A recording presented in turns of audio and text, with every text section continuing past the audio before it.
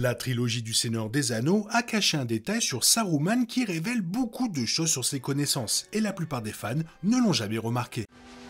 Allons. C'est l'heure de l'histoire, mon poulet au miel. On ouvre les petits volets. Cœur vaillant, œil sur la balle, on ne peut pas perdre.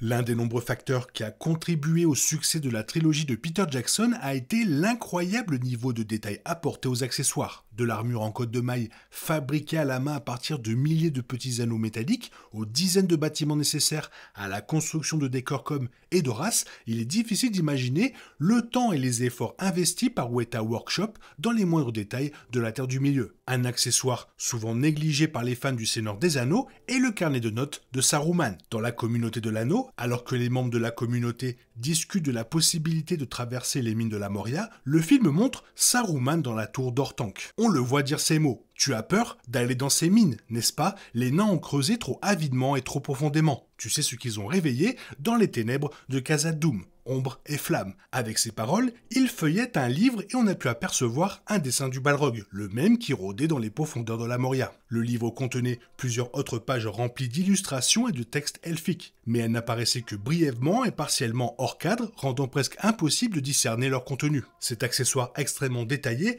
était le fruit d'une collaboration entre les artistes Alan Lee et Daniel Reeve. Pendant un temps, on a cru qu'ils étaient les seuls à connaître le contenu du carnet livre de Saruman, mais heureusement, ce n'est pas le cas. Des images des pages du livre figuraient en bonus sur le site officiel des sorties DVD du Seigneur des Anneaux. Bien que le site ait été fermé depuis, des captures d'écran du livre ont été publiées sur TheOneRing.net par un utilisateur. Le texte elfique qu'il contenait a ensuite été traduit par un linguiste et par la chaîne YouTube Mysteries of Westerness. Leurs traductions du livre de Saruman sont une mine d'or pour les passionnés d'histoire, abordant des sujets tels que la création des Uruk-hai et les effets surprenants de l'anneau unique sur son environnement. En plus de fournir des explications sur certains mystères des films, le livre de Saruman fait référence à des aspects du roman de Tolkien qui étaient par ailleurs absents des adaptations de Jackson. Les deux premières pages du livre de Saruman traitaient de science plutôt que de magie, et plus précisément de la séparation de la lumière blanche en lumière colorée à l'aide de prismes. Puisque les couleurs secondaires peuvent être décomposées en couleurs primaires, Saruman supposa que ces couleurs pourraient être décomposées encore davantage pour créer une obscurité pure. Il écrivit « Seule la connaissance nous permet d'acquérir un nouveau pouvoir, et si le pouvoir brise la beauté, il créera de nouvelles formes de beauté. Car n'y a-t-il pas de beauté dans la décadence comme il y a de purification dans la mort ?» Ces pages étaient un clin d'œil à un passage de la version roman du Seigneur des Anneaux. Dans le chapitre Le Conseil d'Elrond, Gandalf raconta sa conversation avec Saruman à Orthanc. Il révéla que Saruman avait cessé de se désigner sous le nom de Saruman le Blanc, se faisant désormais appeler Saruman le Multicolore. Bien que sa robe paraisse blanche aux premiers abords, elle était en réalité faite de fils multicolores qui scintillaient à la lumière. Quand Gandalf déclara qu'il préférait le blanc, Saruman répondit « C'est un début, on peut teindre un tissu blanc, on peut réécrire la page blanche et briser la lumière blanche. » Et Gandalf rétorqua « Quiconque brise une chose pour en découvrir la nature a quitté le chemin de la sagesse. » Dans les films, Saruman est resté un magicien blanc, mais cela montre que le sujet était toujours présent dans son esprit. Poursuivant sur le thème de la lumière, la page suivante du livre de Saruman se concentre sur les étoiles de la Terre du Milieu. Deux étoiles en particulier attirent l'attention du magicien, l'étoile d'Erendil et l'étoile rouge de Sauron. L'étoile d'Erendil sera familière aux fans des films puisqu'elle est mentionnée plus tard dans la communauté de l'anneau. Avant que Frodon Sake ne quitte Lothlórien, Galadriel lui offre une fiole de verre contenant la lumière de l'étoile d'Erendil, que lui et Sam utiliseront plus tard pour illuminer le repère de Shelob. Les notes de Saruman confirment que, comme dans le roman de Tolkien, l'étoile d'Erendil était en réalité l'un des Silmarils, des gemmes magiques à l'origine des principaux conflits du premier âge de la Terre du Milieu. Elle doit son nom au père d'Elrond, Erendil, qui emporta le Silmaril dans le ciel sur son vaisseau volant, le Vingilot. Les notes révélaient également que Saruman recherchait les deux autres Silmarils, qu'il croyait récupérables. D'après le Silmarillion de Tolkien, l'un fut jeté à la mer et l'autre dans un gouffre ardent. Les récupérer serait donc extrêmement difficile, même s'il parvenait à les localiser. Quant à l'étoile rouge de Sauron, elle faisait également référence au roman. Lors de son séjour à Foncombe, Frodon aperçut au sud une étoile rouge menaçante, évoquant l'œil de Sauron. Cela lui rappelait que même les royaumes elfiques n'étaient pas totalement à l'abri de l'influence du Seigneur des Ténèbres.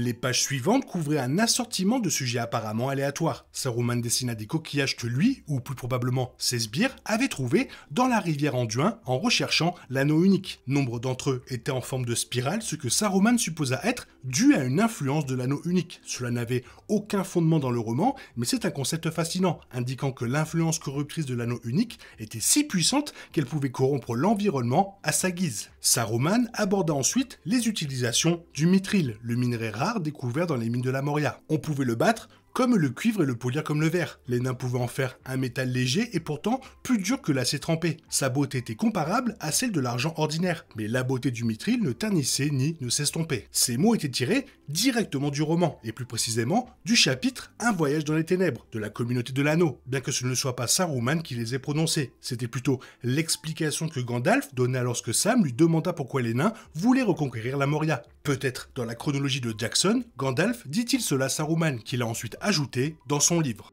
Une page du livre de Saruman était une copie d'un parchemin trouvé à Minas Tirith, contenant la description de l'anneau unique par Isildur. C'était le même parchemin que Gandalf lut lors de ses recherches sur l'anneau unique après la fête du 111e anniversaire de Bilbon Saké. Saruman souhaitant empêcher quiconque de découvrir l'anneau unique, il est assez surprenant qu'il n'ait pas détruit la source originale après en avoir copié le contenu. Sur une autre page, Saruman a noté la vitesse à laquelle ses Uruk-hai pouvaient voyager et la distance entre certains endroits clés de la Terre du Milieu, information qu'il a utilisée pour planifier ses attaques contre le royaume du Rohan. Concernant les Uruk-hai, le livre de Saruman a apporté quelques éclaircissements sur leur création, un sujet que le roman et les films laissaient vague. La communauté de l'anneau de Jackson montrait les Uruk-hai émergeant de couches de boue visqueuse sous l'Isengard, et les notes de Saruman révélaient que la chaleur était un facteur essentiel dans ce processus. Des températures plus élevées accélèrent apparemment la croissance des Uruk-hai, tandis que des températures plus basses renforcent les Uruk-hai qui en résultent. Ceux nés en hiver sont donc les plus puissants. Toutefois, Saruman ne comprend pas pleinement ce phénomène et écrit qu'il doit effectuer des tests supplémentaires. En supposant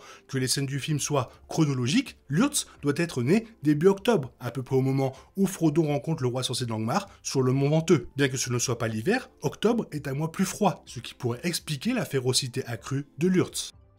De nombreuses notes de Saruman concernaient la Moria. Il dessina une carte de la Moria et de ses environs, indiquant 7 points d'intérêt: les montagnes Caradhras, Celebdil et Fanuidol, les rivières Bruinen et Cyrano, la porte ouest de la Moria, également connue sous le nom de Porte du Rhin, et enfin les ruines des Régions, le royaume elfique qui avait autrefois collaboré avec les nains de la Moria. Saruman dessina également les portes de Durin, y compris leur inscription elfique. Comme Gandalf, il fut incapable de déterminer le mot de passe magique permettant d'ouvrir les portes de Durin, ce qui le frustra. Il écrivit que Celebrimbor et Narvi, créateurs des portes de Durin, n'avaient laissé aucun indice quant à leur ouverture. C'était inexact, bien sûr, car l'inscription contenait le mot de passe Melon, qui signifie ami en Sindarin, la langue elfique. Dans un coin de la page, Saruman se rappela de consulter les archives de Minas Tirith pour savoir comment entrer dans la Moria. Le fait que, non pas un, mais 2 magiciens aient été déconcertés par les portes de Durin rend d'autant plus impressionnant que Frodon ait déduit le mot de passe. Tandis que Gandalf et Saruman réfléchissaient longuement à la solution, Frodon réalisa qu'il se cachait à la vue de tous. Le livre de Saruman mentionnait également Nogrod et Belegost, de civilisations naines des montagnes bleues qui jouèrent un rôle important dans les événements du Silmarillion. Saruman écrivit qu'elles étaient grandes, mais qu'elles n'étaient rien comparées à la magnificence de la Moria à son apogée. Les dernières pages du livre de Saruman étaient consacrées au Balrog. Saruman l'appelait le fléau de Durin, un titre du roman qui n'était jamais prononcé à voix haute dans les films. Le Balrog devait ce nom au fait qu'il tua le roi Durin VI, qui régnait alors sur la Moria. Une note intéressante révélait que les sbires de Saruman connaissaient également le Balrog et pensaient étrangement qu'il pouvait le contrôler. Ce ne fut pas le cas, mais Saruman écrivit qu'il pouvait l'utiliser à son avantage. La crainte de voir un démon ardent se déchaîner sur les orques s'ils désobéissaient à Saruman les aiderait certainement à garder le contrôle. Bien que Saruman n'ait pas pu pénétrer dans la Moria et voir le flot de Durin de ses propres yeux, son dessin du Balrog était parfaitement exact. Étant immortel, il est possible qu'il ait basé son dessin sur ses souvenirs d'autres Balrogs du premier âge. Bien que cela contredirait les écrits de Tolkien selon lesquels les magiciens se souvenaient de peu de choses avant leur arrivée en Terre du Milieu. Saruman a peut-être trouvé une ancienne représentation elfique d'un Balrog qu'il a utilisé comme référence. Ce livre carnet témoigne du dévouement des artistes de Weta. La plupart des pages auraient pu être laissées vierges ou remplies de gribouillis aléatoires, mais chacune était suffisamment belle et détaillée pour être le centre d'une scène à part entière. À l'instar de la trilogie dans son ensemble, le livre de Saruman était un travail d'amour. Avec les autres accessoires magistralement conçus dans les films de Jackson, il a contribué à faire de la Terre du Milieu un monde crédible et immersif, même si de nombreux détails n'apparaissaient jamais à l'écran. Le livre de Saruman a également bien représenté le magicien blanc. Bien qu'il possédât d'immenses pouvoirs magiques, son esprit représentait une menace bien plus grande que son corps. Comme le prouvent ses nombreuses notes, Saruman était autant un scientifique qu'un magicien. Il voulait comprendre le fonctionnement de chaque chose dans le monde, même s'il devait le détruire au passage. La poudre que son Uruk-hai utilisa pour détruire le mur extérieur du gouffre de Helm était probablement le fruit d'expérimentations méticuleuses. Si Saruman était resté fidèle à l'objectif des magiciens, guider les peuples libres de la Terre du Milieu dans la lutte contre Sauron, son intelligence et son ingéniosité auraient été d'un grand secours aux héros du Seigneur des Anneaux. Or,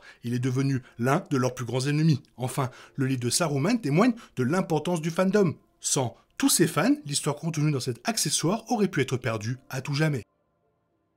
Ce livre carnet prouve que l'équipe a travaillé méticuleusement, sans se moquer de nous. Et merci à eux. Toi, qu'est-ce que tu en penses? N'hésite pas à me le faire savoir dans la zone commentaire, sinon comme d'habitude, bisous bisous, bye bye. Il est impossible de compter sur les autres de nos jours, on est obligé de tout faire soi-même. Je me trompe? Rien de grave, j'avais tout prévu. Où va le monde, je vous le demande.